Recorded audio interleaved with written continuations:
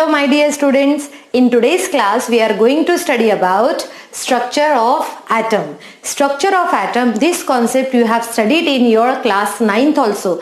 There we have studied some atomic models like J.J. Thomson's models, Rutherford's model, and in class 11th according to new syllabus we have to start this chapter from Bohr's model, and in today's class we are going to study about Bohr's model and its limitation. Now let's discuss about Bohr's model and what all points Bohr has been included in its model. So according to Bohr, he is saying that if nucleus is in between, so electrons are continuously revolving around the nucleus in a circular path. According to Bohr's model, so first concept of Bohr's model is when electrons are revolving in a circular path,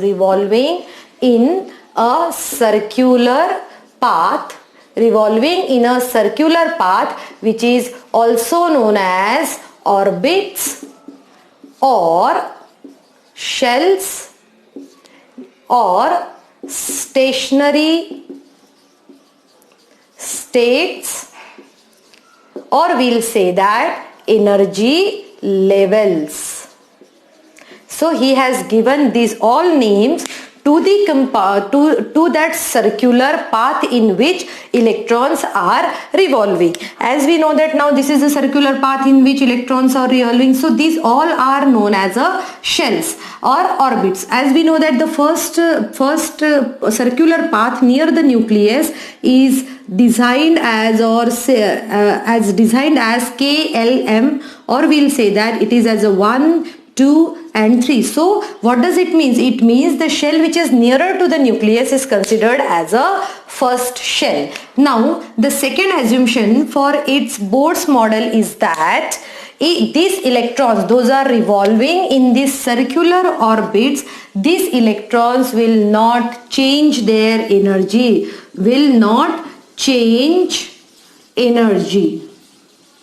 Who is not changing energy? Electrons are not changing their energy, and that's why they are known as stationary states. Stationary state, it means when electrons are revolving, electrons cannot lose or gain the energy by their own until we will provide them.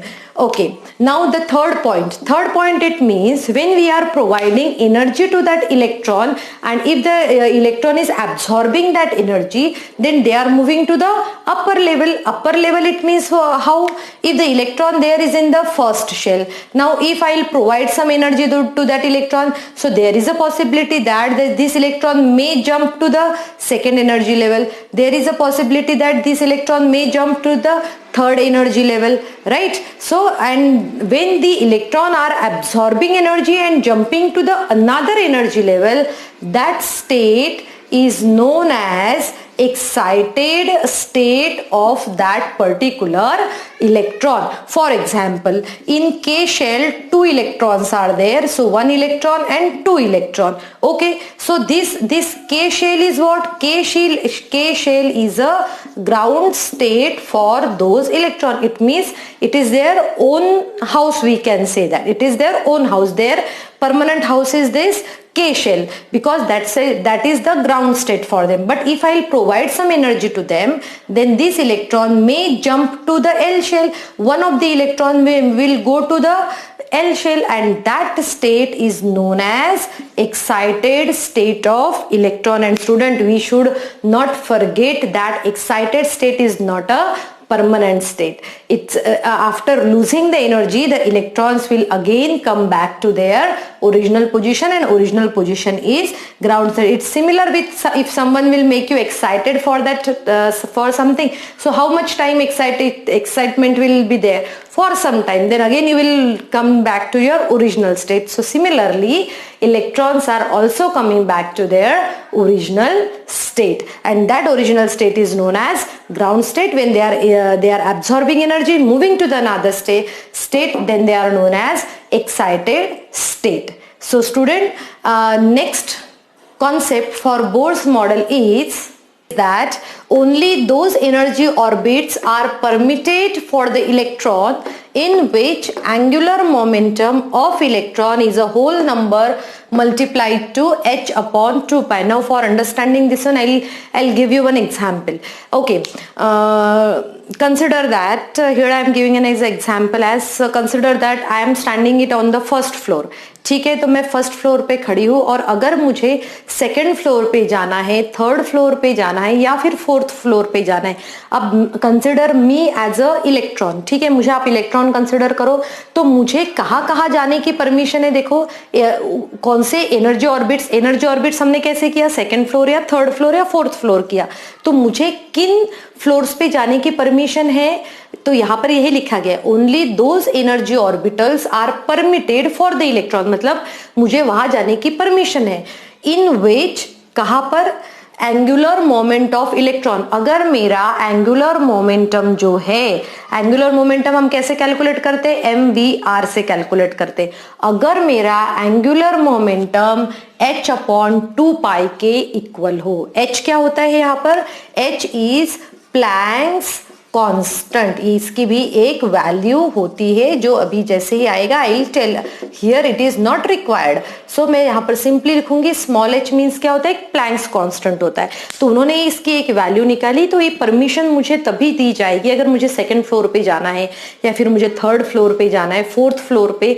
तो उसके लिए calculate किया जाएगा कि क्या मेरे पास में या फिर मेरा एंगुलर मोमेंटम इसके अकॉर्डिंगली है या नहीं. कैसे, अगर ये कंसिडर करो mvr, इट मीन्स मेरा एंगुलर मोमेंटम, मुझे h अपॉन 2 पाई, अगर फर्स्ट फ्लोर पे जाना है तो मैं यहाँ फर्स्ट की वैल्यू लिखूंगी और वहां पर जो वैल्यू निकलेगी उतनी मेरी एनर्जी होनी चाहिए. So this is says that yes, that electron should have this value. This is also one of the very important concept of Bohr's model. Okay, now let's see the fifth point. In fifth point what they have explained that energy of the state. Now how I will come to know that the first level energy is what, the energy, the electrons those are present in second level or third, what is their energy, how I am going to calculate that. I will be calculating that in terms of this formula, and this formula is En. It means you need to calculate the energy. If you want to calculate the energy of first level, then n is equal to 1. If you want to calculate the energy level of second, then it is 2. So En is equal to minus RH 1 upon n square. And what is this R? RH stands for Rydberg's constant. RH stands for Rydberg's constant. Okay, so this is known as Rydberg's constant, and Rydberg's constant, with the help of Rydberg's constant, we can calculate the energy state of that particular energy level. So these all are the few concepts of Bohr's model. Now in the next one we will be studying what all achievements of Bohr. See the concept, that is achievements of Bohr's model. What Bohr's models have been achieved by explaining so many concepts. So first one is Bohr's model has explained the stability of an atom. So how atom is stable, that has been explained on the basis of energy levels in which electrons are revolving. So they are not losing any energy and they will not collapse on the nucleus. Now let's see the second achievement. Second achievement is it is used to derive Balmer's formula. Now how it has been used to derive Balmer's formula, let me tell you that. Now as we know that, okay, so here derivation, a small derivation here I am writing. Try to understand it. As we know that is En is equal to minus RH 1 upon n square. Just now we studied, and what is this? This it means to calculate energy of that particular level. Okay, now let's see that how can we calculate. Now consider that consider that an electron is present in one of the ground level, and as soon as we'll provide energy to it, it will move to the another level. So how I am considering? I am considering it as consider EI is the initial state of that electron, initial state, and EF as the final state. EF as the final state of that electron. Now how we are going to calculate? Let's see. So EI is initial state. So how we can write this formula for EI? For EI, I can write this formula as EI is equal to minus RH 1 upon Ni square. It means initial one. Or and for final, I can write it as a EF.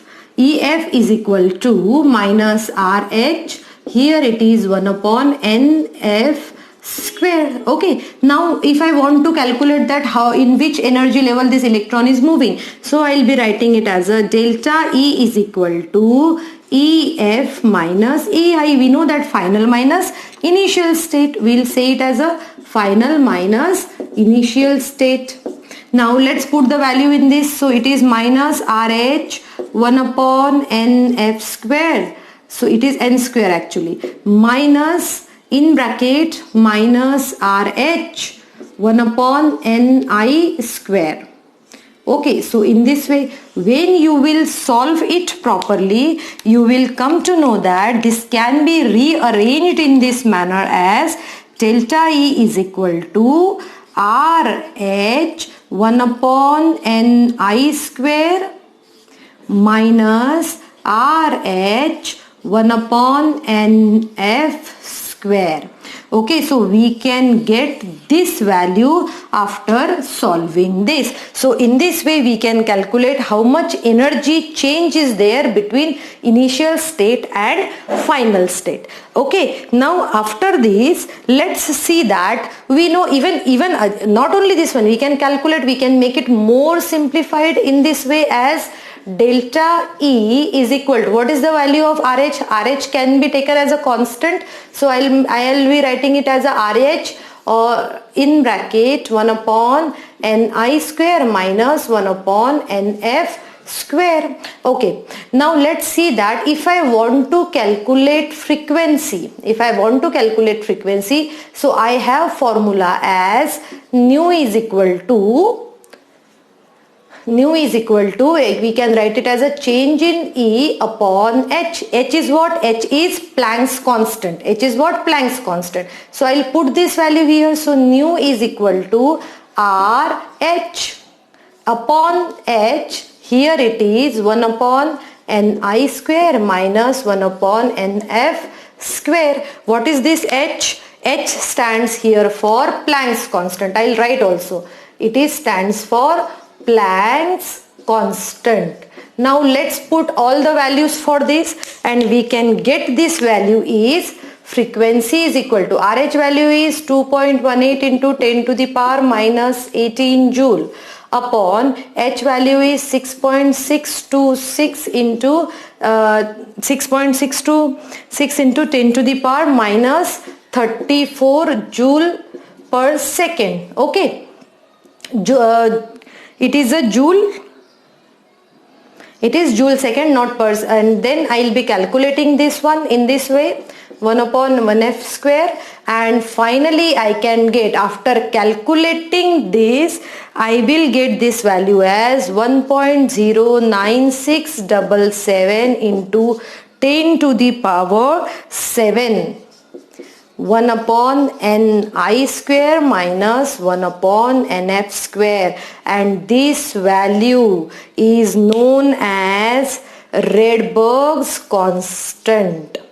This value is known as Rydberg's constant, and this value is in a meter. This value is in a meter per second. So student, when you are solving this, now many students will have this question as what is this Balmer's formula and how to, one earlier also we have studied that Rydberg's constant value, and that Rydberg's constant value is what? That is actually in joule.